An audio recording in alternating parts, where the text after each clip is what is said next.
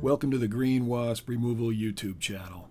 In this episode, we continue training and mentoring the Manchester University Wasp Team as we take on two very aggressive, very dangerous Eastern Yellowjacket nests. Both nests were located in the backyard of an elderly gentleman's home, and he'd already been stung once by one nest that he was aware of while he was trying to trim his hedges. They came out of the ground just like this and attacked him when he had bumped the nest by accident.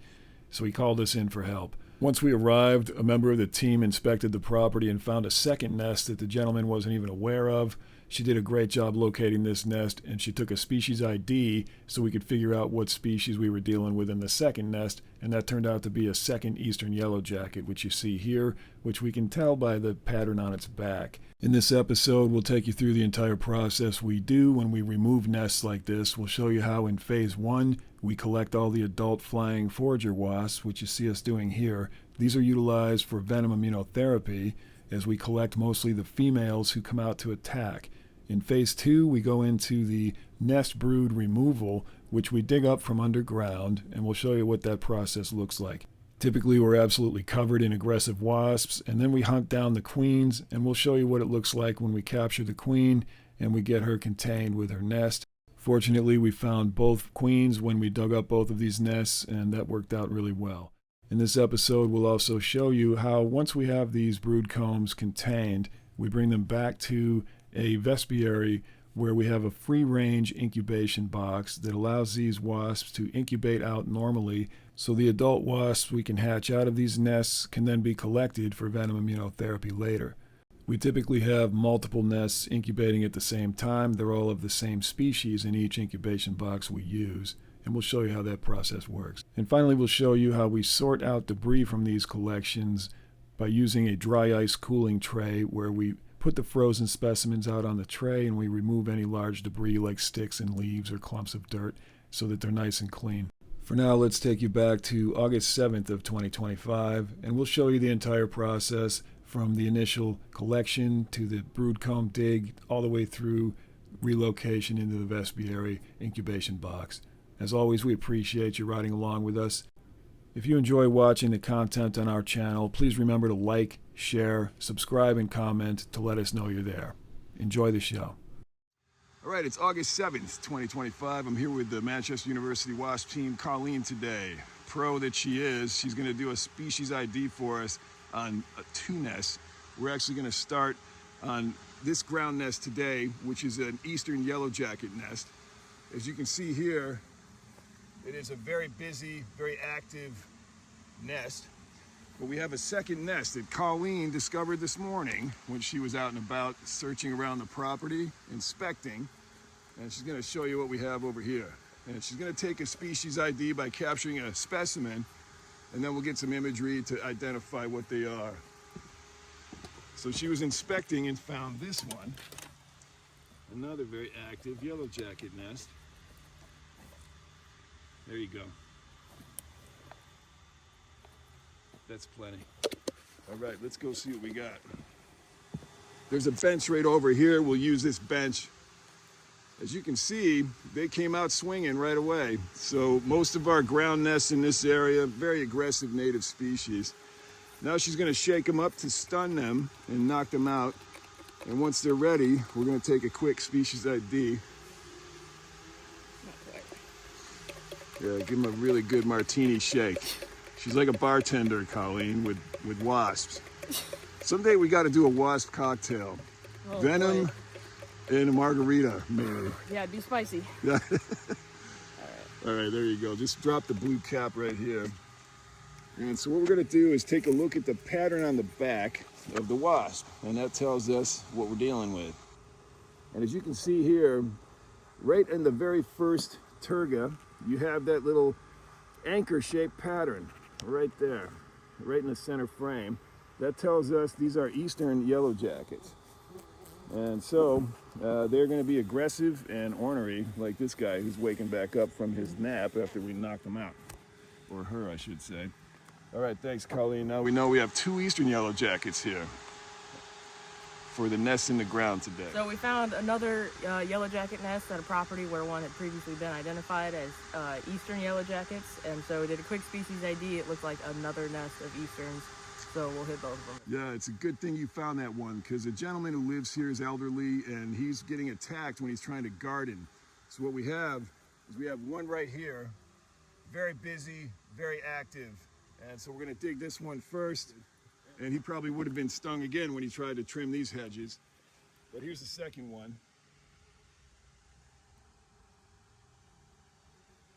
And they are already getting feisty because Colleen took a species ID already, so we are ready to go. So Colleen is rigging up this long extension pole, and the reason we use this is because when we're doing any type of removal, the pheromone that the wasps produce comes up through the collection bottle, all the way through the vac tube, all the way out the vent at the top of the vac. And if you have the vac too close to the nest, what happens is they all hover around here instead of going back to their nest where the collection bottle is, because they get confused. They smell their pheromone here, and so they don't know where to go. And their attack pheromone sometimes makes them come here as well. So it's much better to separate the vac vent from the pole and the collection device. Right there. Let's move up right to... We can back up a bit more. Yeah, we can back up by a little bit of slack there, huh? I got this side. Just tell me when you're about set. That looks pretty good. All right, let's hit it. Woo. First one of the day.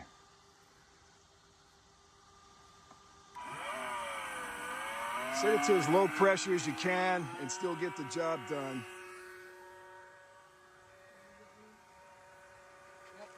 So the trick with these is to not beat them up too much. So what we're gonna do is we're gonna watch very carefully how bad they're getting bounced around. We want them to be able to cling on to the side of the bottle. We want them to be able to cling on to the center shaft, and we want them to not bounce around uncontrollably, getting hurt. Very important. And that looks pretty good because they can fly a little bit, they can walk a little bit, but they're still getting collected. See how they walk around on the bottom? And they can actually physically hold on to things while they get collected? That's how you know it's a decent pressure. Anything higher than that, if they're bouncing around too much, is gonna kill them. And then their venom goes bad before we can freeze it. So that's why we kind of keep it to the least amount of pressure possible and still get them collected, as you see here. There's a lot of foragers out in the environment right now, so we're gonna let this run for a while, but just to speed things up, we're also gonna bang it out by hitting a shovel on the ground around the nest. And the reason we do that is for efficiency. We have a lot to collect today, so we're just gonna whack that shovel around here, which vibrates and agitates the nest, and they come flying out. So we're gonna film that, and what we're gonna do is just place this right here, and you're gonna see how crazy they react to that type of vibration. All right, grab that shovel and start whacking around there. Take it flat on the ground, just go whack, whack, whack. There you go. Oh, look at that. Yeah, it's pretty interesting to watch them come ripping out of there.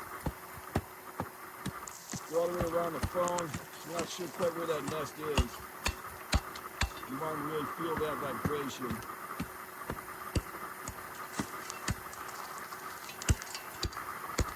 There you go, you got it. Looks pretty good. I'm going to try that too.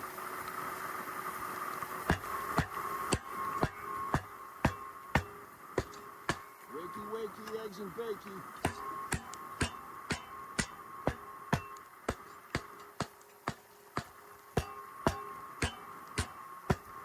There you go.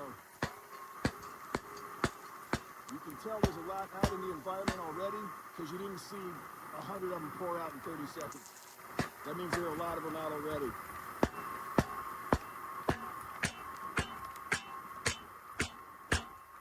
All right, let's back off, let them focus on that for a bit.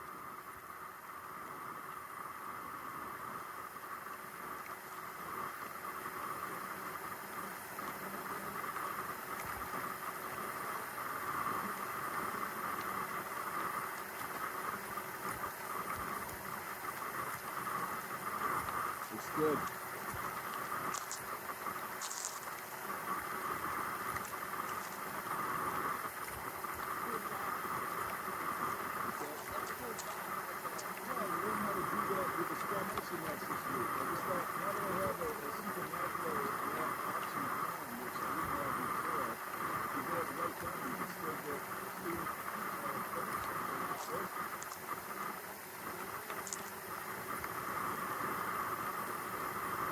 All right, let's give him another wrap.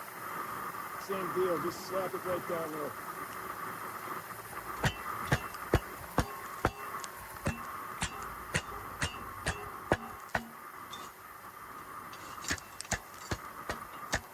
There you got it. It was pretty good.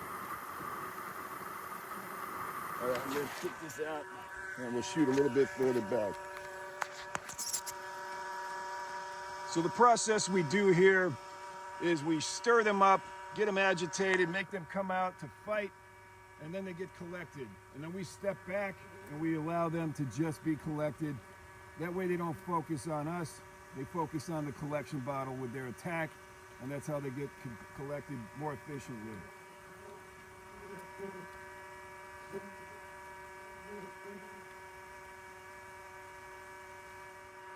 As you can see, the first few attackers that came out to fight are already collected, and the swarm has died down to the point now where there's only a few coming back.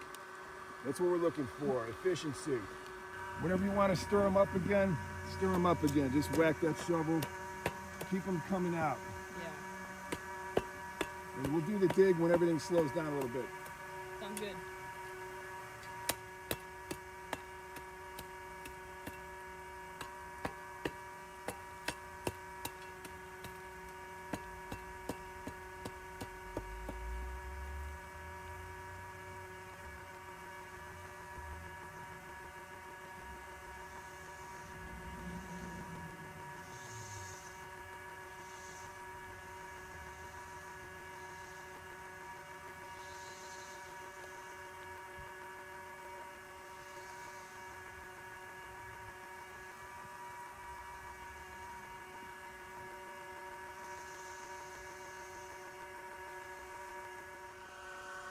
Not really seeing any coming out now. So we agitate the nest on a regular basis. You see Colleen kind of whacking the ground with a shovel.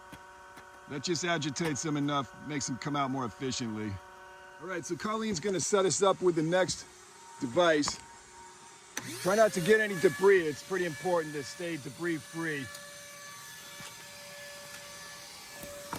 Yeah, I think that'll be a good spot. Yeah, it looks great already. All right, let's get the shovel. We'll give him a little whack.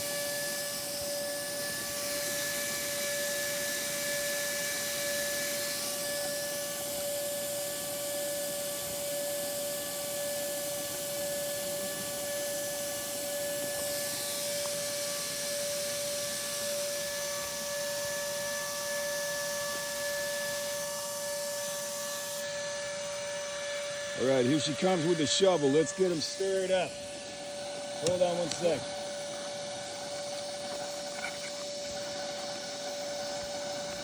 Okay, hit him.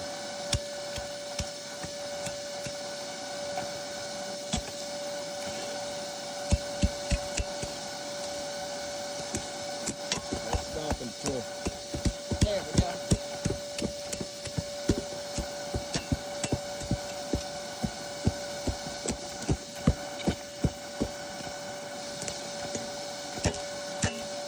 There you go.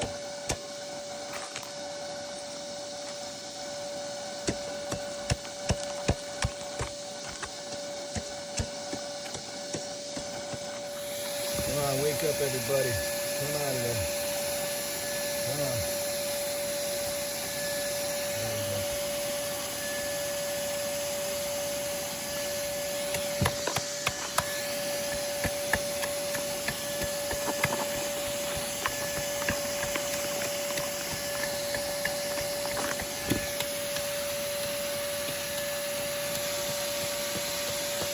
All right, looks pretty good. Now that they're started, let's check the other.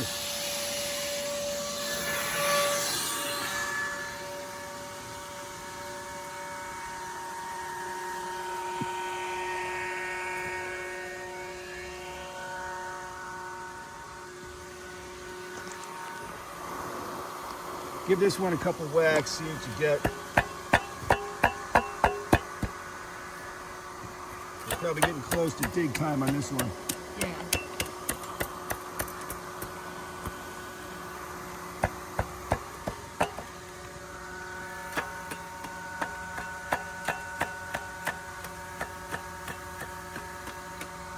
All right, I think probably we're good to start a dig.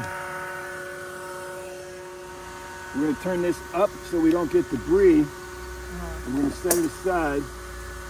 And we're going to follow the tunnel with our hand. Let me get a second pair of gloves on. When you're setting up a dig, the idea is to follow that tunnel. So first thing we do, Yeah, man, all of a sudden, they're coming out because we pulled it back for a minute, and then they come running out because they think it's safe again. Because they're smart. They hide out in there when they know there's a threat. Sometimes they perceive this noise and wind as like a high wind or a storm, so they just hunker down. There you go. I feel softness over here. That's a hole right there almost. Look at that. Yeah. They're in root cavities usually in here. They're expanding out. All right, so when we're about to start a dig, we're always going to try to follow the hole. Let's let it collect for a little bit and then we'll jump in. It's still active enough that we can just collect for a few here. And we're rolling and we'll just start gently pulling out dirt, putting it in here, following that tunnel with your finger so you can figure out where that leads and you don't dig in the wrong direction. Yeah. You want me to go ahead and turn it upward? Yep, it's time. And we'll set it aside, turn it upwards, and put it well out of the range of any dirt that could get in it.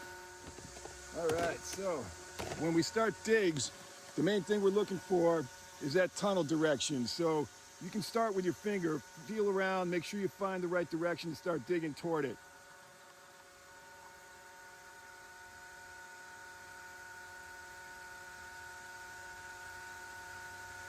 And sometimes it's hard to tell, but do your best. There's definitely some this way, but I don't know if that's just like... All right, dig a little bit, see what you find, dump your dirt right in here. If you need 2 pairs of gloves to do that, it's okay. You don't have to dig. I mean, I get my finger in this too.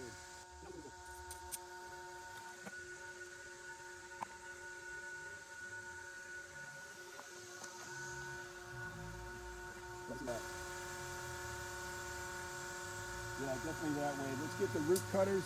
Whenever you come across a root, just cut it. Sometimes you need 2 hands on those roots, just to let you know. Okay. Depends how thick they are.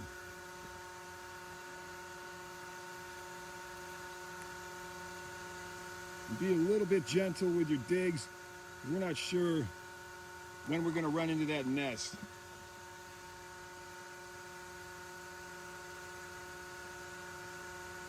A lot of real lightweight, loose dirt. That's what they like to nest in, because when it's too damp, they have a hard time making nests in damp ground. Yeah.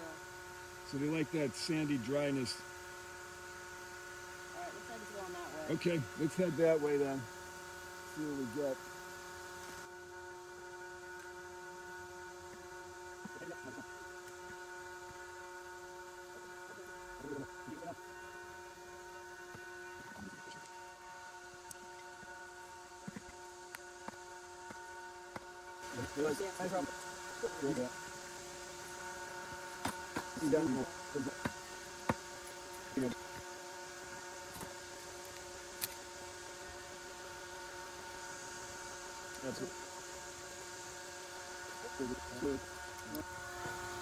All right, we got some nest parts. Yeah, I think there's a whole layer under there. All right, cool. Good digging. Shake off your gloves.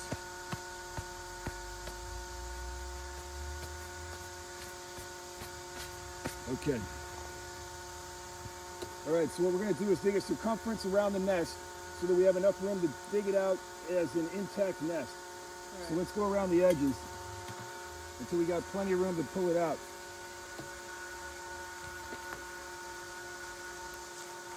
Because you always want to try to see the whole nest before you move it, when you can. Sometimes that's not possible. but this time it looks great.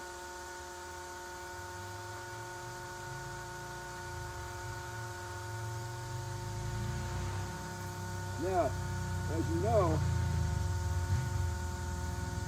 long-term pro that you are, we're going to be on a queen hunt here from this point forward. She's usually down toward the bottom because the top layer is the oldest layer. Yeah. She's already laid all her eggs there usually. So as they go down, they're getting closer and closer into the ground, and that's where she usually is. So when we lift up the nest, we're going to take the whole thing like a hamburger, set it in, Yep. and look for that queen. If you don't see her, no problem, just close it up once you move the nest, and look down here in the bottom for her. All right. Okay?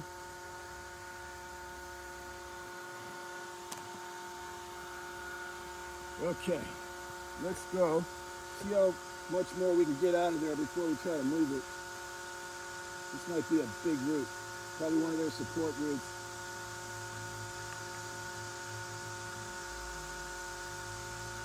Okay, I think for circumference, this looks like this side right here is full, right up to the edge. It might go underneath this root. But see if you can get a trowel down the side and start to lift it.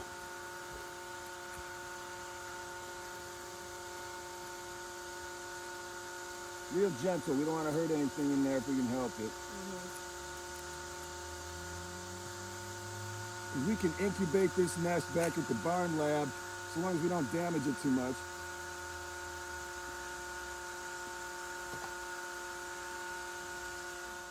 Okay, go ahead. Try to get the whole thing intact with your hands or the trowel, whatever works. It's a good sized nest. Nice. Look at that. Multi-layer. Drop it right in. Look for that queen. She'll be big and she'll be right there. I'll look for her down here.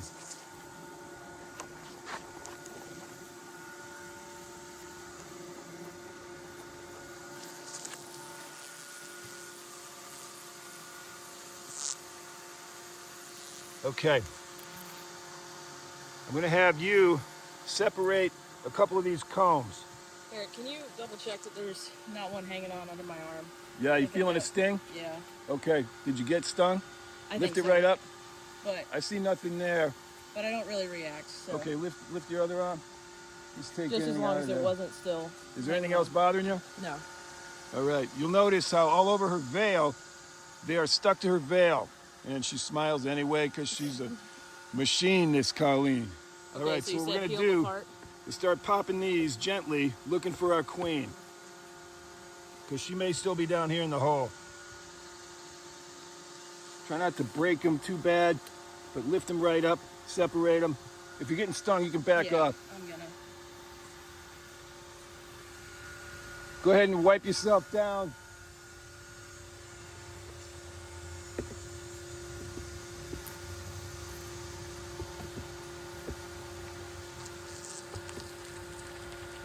All right, I don't see a queen right away here. So we're just going to close that up for now and look for her in here.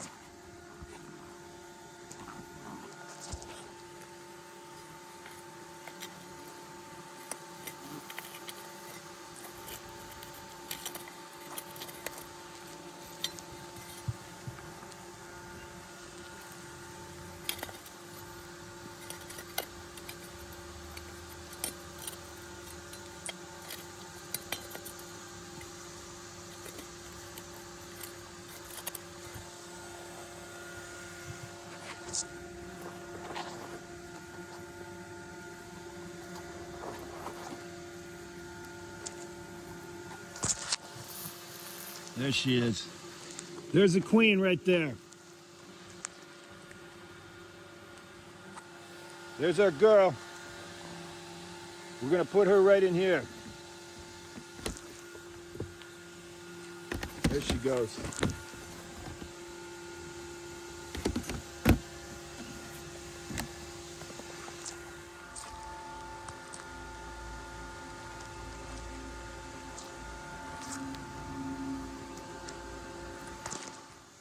All right, so unfortunately, Colleen took multiple hits while we were digging the nest out. multiple stings. So because of that, we pulled her out of the field. We got some Benadryl in her, and we're gonna monitor her, make sure she's doing okay. She seems fine, but we never wanna have her in the field after multiple stings, just in case. So if she's better in an hour or so and not feeling any worse symptoms, then she'll return. So we're gonna take these to the van and get them frozen as our first batch today.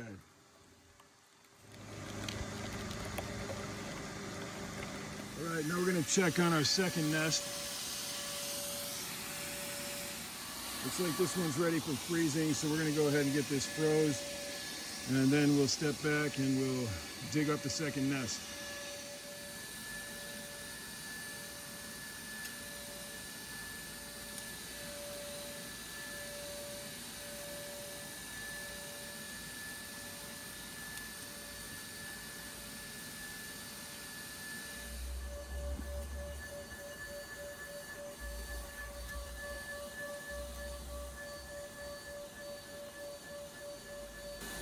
Here's the top of the nest right here.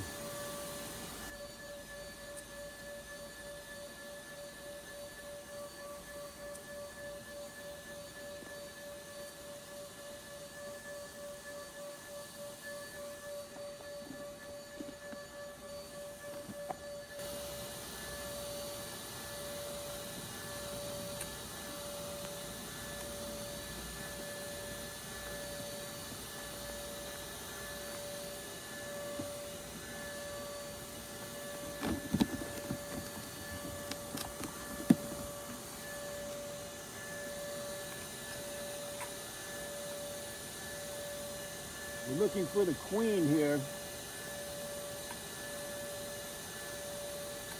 She's usually down at the bottom of the nest. She's probably contained, but just in case.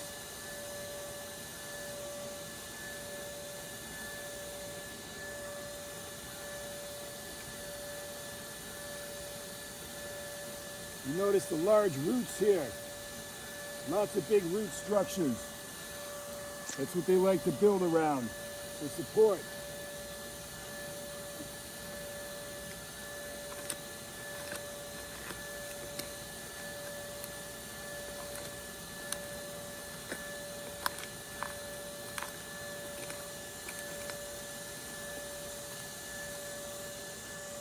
That looks like about it for that one.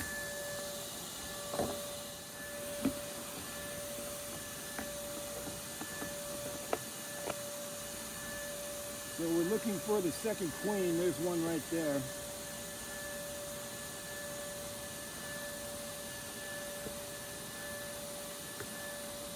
There's one queen. She's on her nest.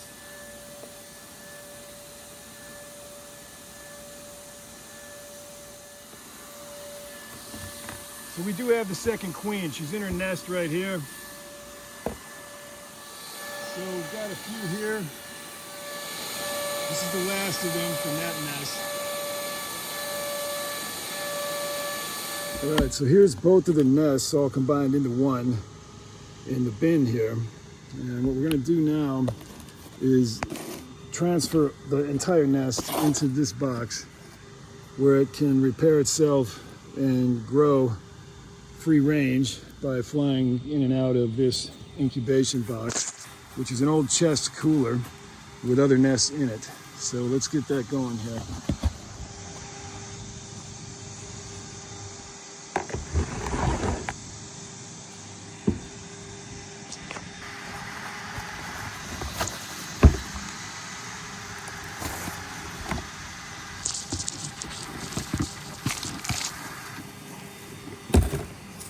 So they'll clean that up however they want it.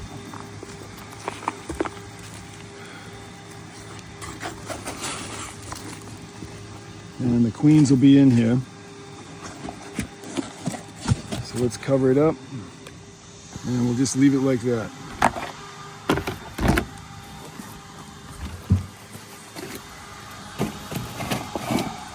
In there with the other nests. Here we have a cooling tray. We just dumped all the frozen wasps out onto this cold tray. And what we're doing is just sorting the junk out of this collection so that the weight of it can be accurately measured with no dirt and debris and so forth.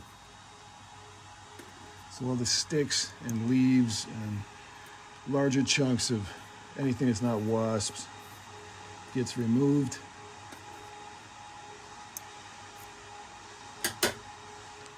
And set aside.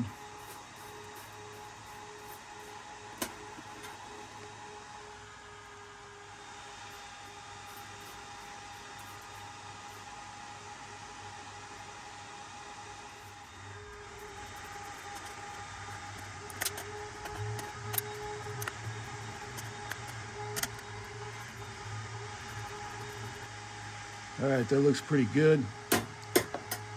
Got the bulk of the debris out of the collection.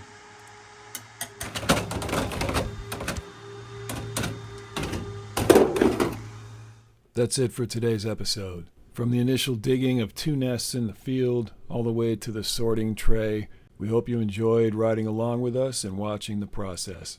If you do enjoy the content on our channel, please remember to like, share, subscribe, and comment to let us know you're there.